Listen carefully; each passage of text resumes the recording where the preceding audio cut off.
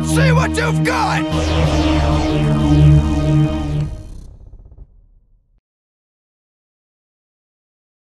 And here we are with episode 5. Once again, we are opening with a simple little embellishment on top of the recap theme, exactly identical to what we did in episode 2. Last time on Dragon Ball Z, Goku and Piccolo launched a combined assault. Same exact early recap.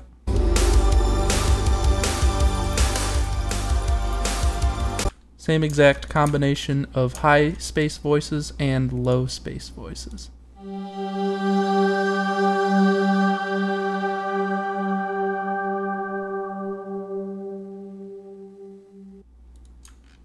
Here throughout this whole sequence, I had to carefully mix Gohan Attacks, which is a remake track that Rakim wrote, that I squarely edited to fit the scene a little bit better. It was a little tricky and some of the timing and tempo had to be fluctuated, but I'm very happy with the final result. The only real embellishments we added onto the scene that weren't in the original track is a little bit of ascent here once Gohan actually attacks during the big climax of the scene.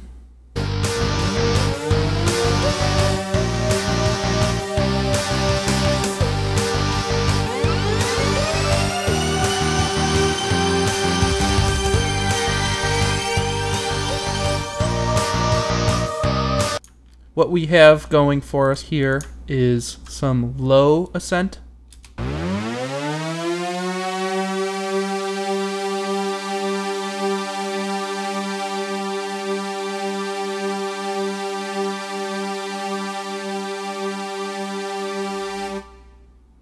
And then we have some high ascent.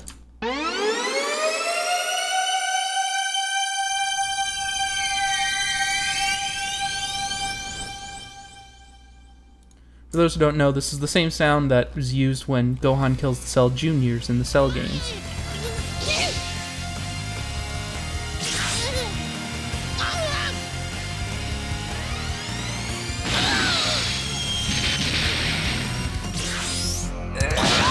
So we thought it really added a lot of instant action. On top of that, we also included a small little Gotham bass and a little liquid stack right when Gohan hits Raditz. It's very subtle and it might easily be missed, but just wanted to add a little something extra.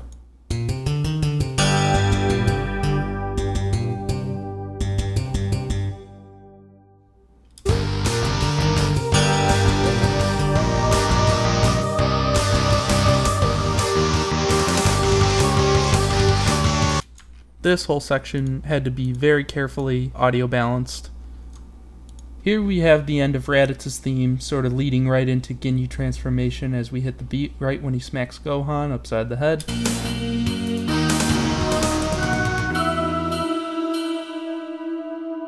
Same exact ending as the episode 3, only it leads into Ginyu transformation.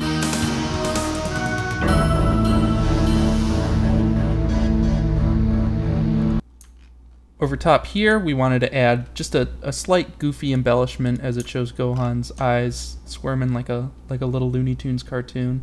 We didn't want to overdo it because we still wanted to keep the tone kind of serious, but I mean, they gave us that shot there, we had to do something with it.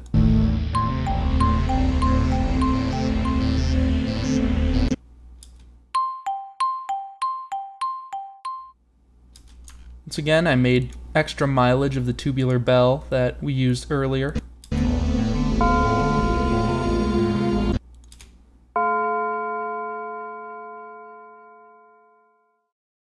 Over here, I used another snake hiss to disguise a transition. For one of the last few times we used a snake hiss for Raditz. I wanted to get a few more in there before, you know, we axed him off.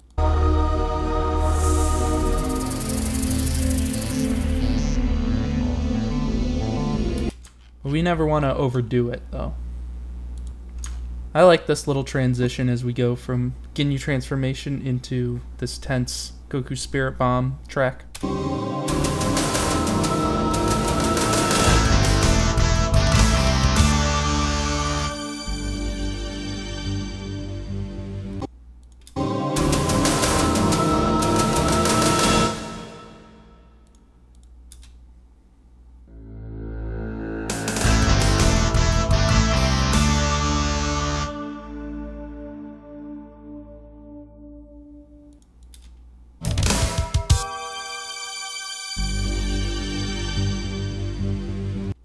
Over here I wanted to add a little extra drama as it cuts to this exciting shot. It has a lot of speed lines and action going on, but the track itself was sort of lacking in that energy, so I just wanted a little extra something to it.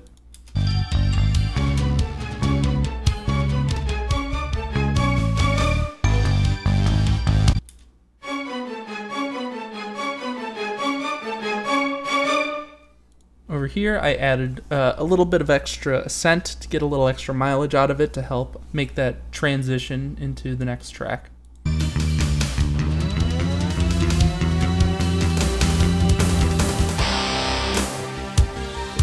The drums by themselves transition well enough, but I wanted a little extra to kind of smooth it over.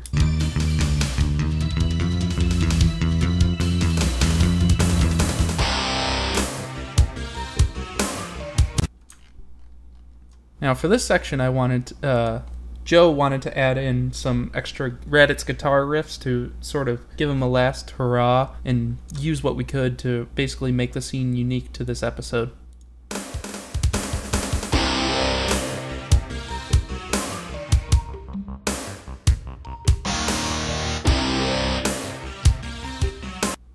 Sounds how you would imagine, all by itself.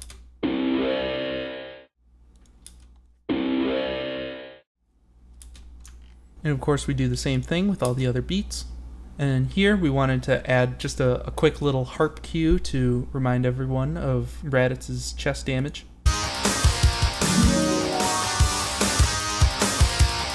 All by itself, it sounds like a Legend of Zelda cue or something.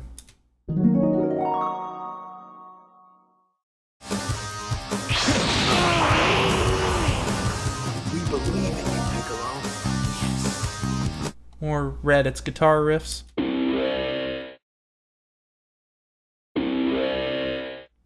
But what I like about this scene in particular is the extra choir that was added on top.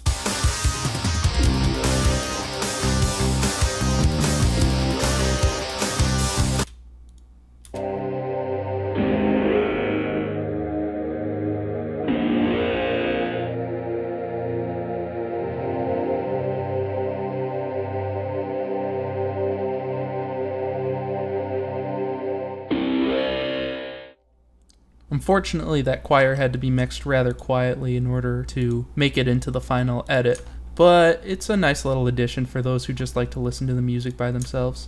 Now over here, I just wanted to extend this low wind orc to keep a sinister, simple note as Piccolo monologues to himself.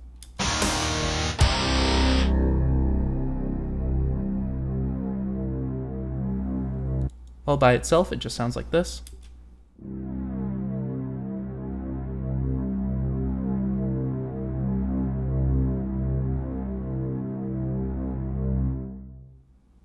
And on top we added a little bit of what's called a golden fleece, an Alesis sound, which is often used for the Dragon Balls whenever they appear on screen, any leitmotifs that are often used for the Dragon Balls, since he himself mentions the Dragon Balls in this monologue.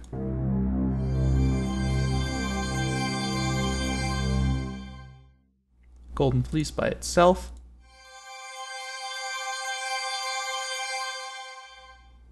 And the final product. A matter of time before your friends wish you back with the Dragon Balls. Too bad. Pretty simple. Now, here is the piece de resistance that Joe really outdid himself for this section. Basically, I originally just had Destruction playing during this whole sequence when the special beam cannon kills Raditz and Goku, but Joe wanted to add something a little more original to it, and the final result I think is marvelous. Essentially, it begins with this dark little transition from Frieza versus the Spirit Bomb into, I needed a unique transition into Destruction for the scene, to basically set the stage.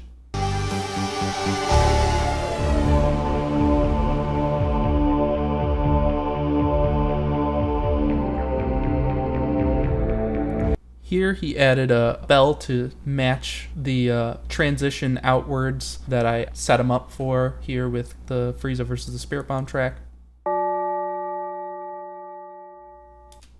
And this was an original bit that he added to basically set the stage for Destruction.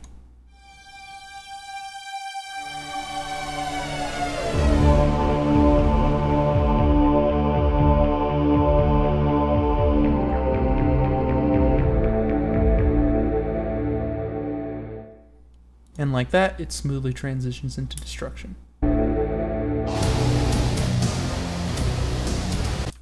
But what's great about this scene is all the extra ascent bits that he added on top.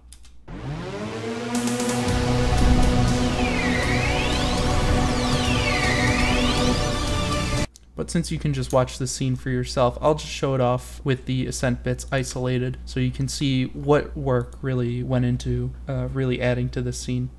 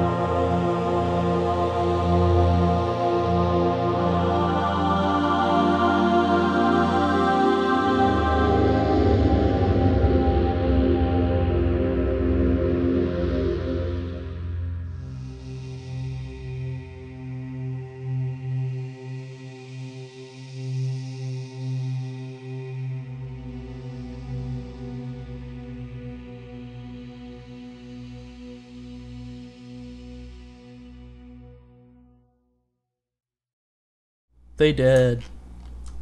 Here, after the halfway break, we have a simple track called Aftermath that Joe put together, essentially to replace Cell is Dead.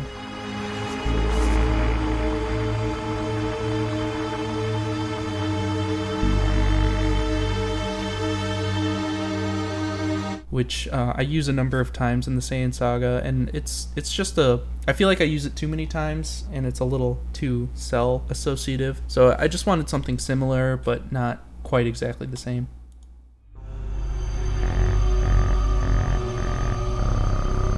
Near the end, though, I wanted a nice seamless transition into eerie suspense, and I think you did a fantastic job with that.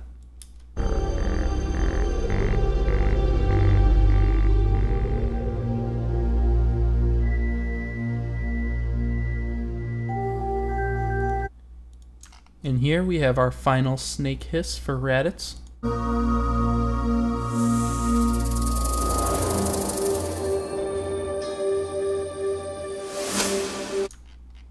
Up ahead we have a pointless filler scene with Chi-Chi. We wrote a couple simple little transitions, moving from this simple Bulma track into a track called Aristocratic British, which is often used for Ox King, so I kind of stuck with that motif.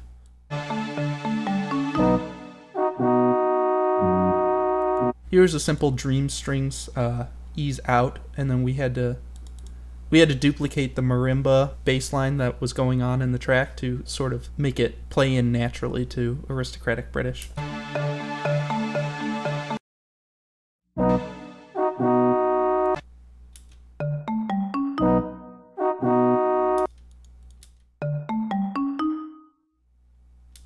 Here's pretty simple, self-explanatory. We added a few goofy notes as Ox King gets stuck in the door.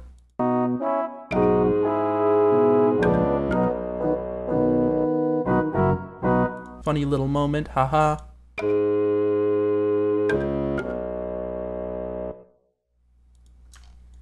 Here we have a simple pot sticker transition into Kame Tough as we move on to the next scene.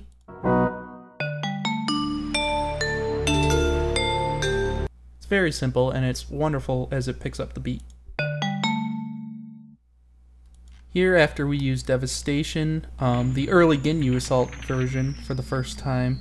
What's your deal? Joe had a very brilliant idea to use a low Space Voices note that eases into a slow rendition of A Little Help from a Friend. Ironically, not used for context of Piccolo. It feels it's more used in context for Goku here.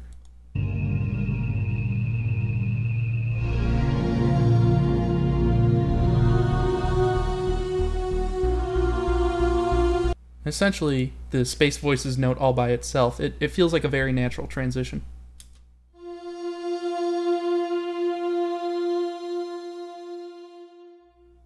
All by itself, it sounds alright. It's one of those transitions that doesn't need to be there, but it adds a little something.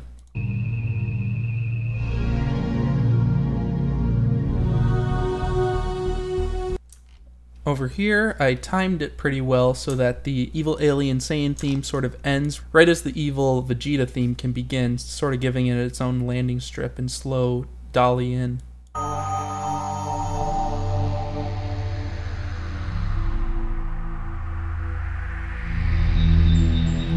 All by itself, it has a very slow start anyway, and there was a lot of freedom to work here.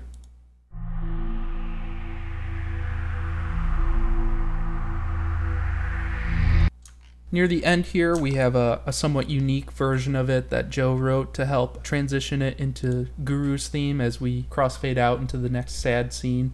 It was a rapid change of tone, and I think he did a pretty good job easing it out.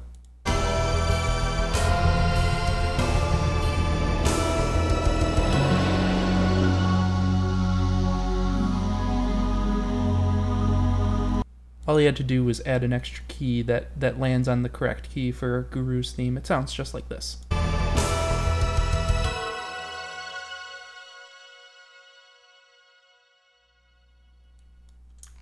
Here we have the final build-up to Goku's death. I think it was a pretty good, well-executed moment. Initially, I didn't want any embellishments over this, but Joe wanted to try something, and in the end, he was right. I was wrong. He was smart to go with the extra choir. No! Goku! Goku!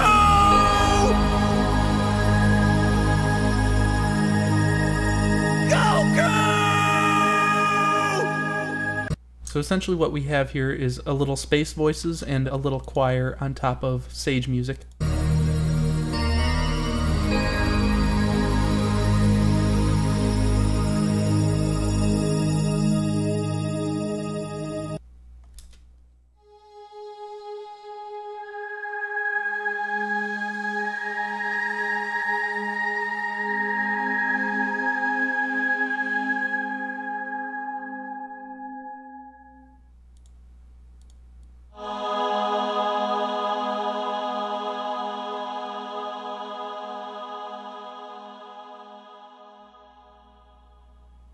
Together.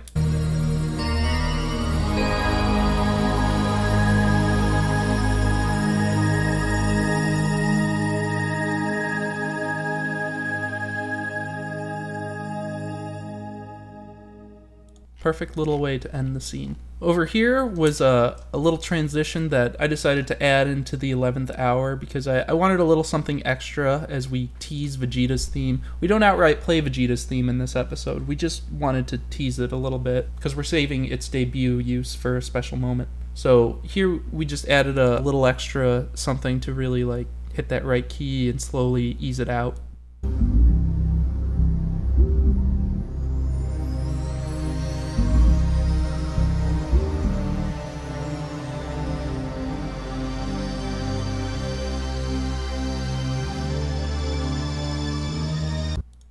All by itself, you're just hearing this.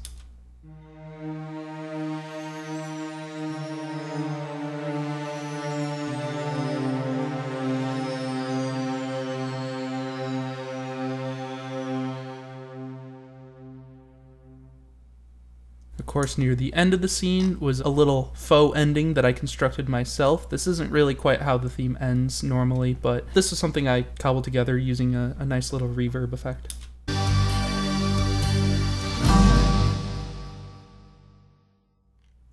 And that about does it for the special transitions for episode 5. The rest is pretty basic crossfade stuff, exactly as how you'd hear it in the episode. So I appreciate all your time and energy sitting through this if you did. Once again, all of us put a lot of thought and energy into this. Whether or not you consider this to be the Dragon Ball Z experience you always imagined, there's always a lot of thought and creativity we put into every single episode, and that very much includes all the filler episodes after this. Most of all, it's just extremely fun and we all have a blast doing this. I hope it shows in the final product. So once again, thank you for following along. Stay tuned for more episodes, always with new music, always with fun transitions and embellishments. I'm signing out. Oh, and don't forget to like and subscribe.